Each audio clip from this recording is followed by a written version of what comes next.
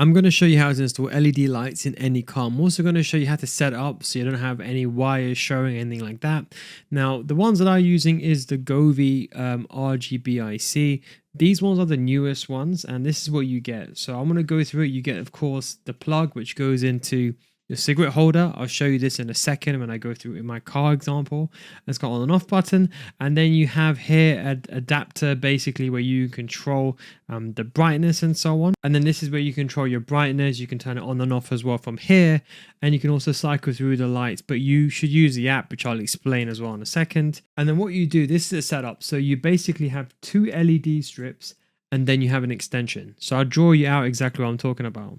Now here comes the important bit that I wanted to mention. It depends how your car is set up. So for example, in my car, in my Audi TTS, where the armrest is, that is where my plug will go.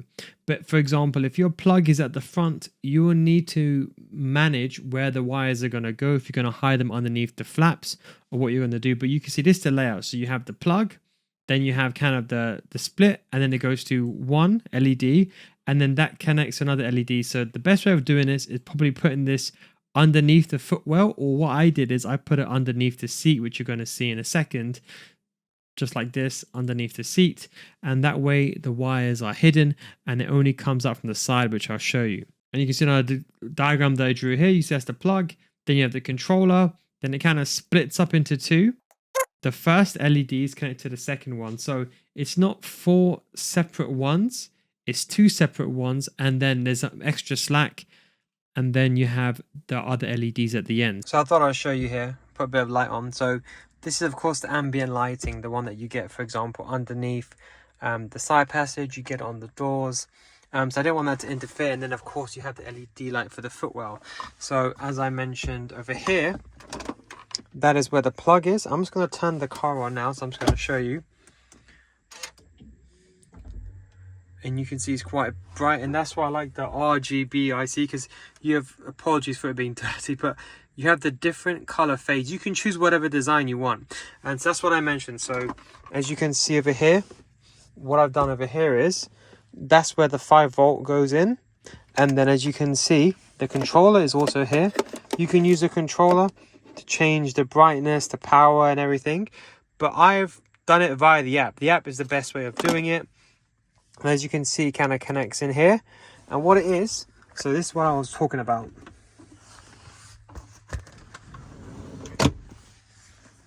So what this I was talking about. So one, the seats has gone forward. So you can see one goes this way and then one goes behind the seat. I don't know where to put it, so I just put it behind the seat, and it kind of gives a nice little glow at the back. And then what it is, that cable is then fed all the way through to the front of the seat. And then you can see the LED strip over there.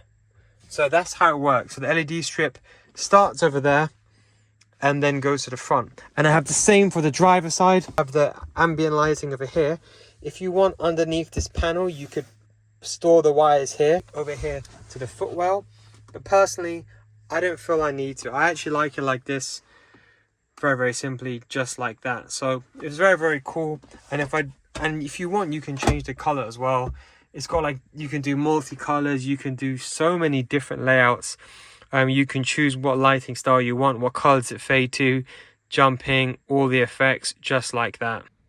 And of course, if you, let's say you really want to, you can of course use the plug as well. So let's see the plug over here. I'm just going to turn the light on so you can see over here. So you can see I can just cycle through the standard static colors. Then you have the brightness, which is pretty cool, because if you want to, you have like the different styles, different effects, turn into a rave. And one of them, the reason why I like this the most though, so what I normally do is go with a static color. And this is what I was talking about. Because it's RGBIC, I can make it match the white light with a slight tint of blue if I want to, and I can make it white if I really want to. So that's one of the reasons why I do like this. And of course, you can just press the plug button and it turns off, and then when it turns on, it kind of has that strobing effect. But I would say the main way to control these would be via the app. Okay, so this is what I mean by the app. You can see you can go and you can choose different type of effects. You can make your own effects, and it works really well. You can choose exact color scheme that you want with the RGBIC, RGBIC, as I call them, and you can change the speed. And you can also go back to the menu. There's many different options you can choose. You can individually set the lights up for every single LED. You can do whatever custom design that you want to do, and that's the key benefit. So you can see, for example, like this. I want to choose a certain amount of lights on. I can choose the brightness for each individual light. So the customization is kind of endless. It's kind of whatever you want to make of it. And I think that's what's really cool. And you can, for example, make it a solid white color, for example, is what I was talking about, and don't have it too bright. And you can see like it kind of seamlessly integrates with the ambient lighting. Maybe it is a subtle purple or blue hue, is up to you. Not perfect white, of course, very hard to achieve, but more than near about. And it's very, very easy. You just connect it via the Govee app, and that's basically it.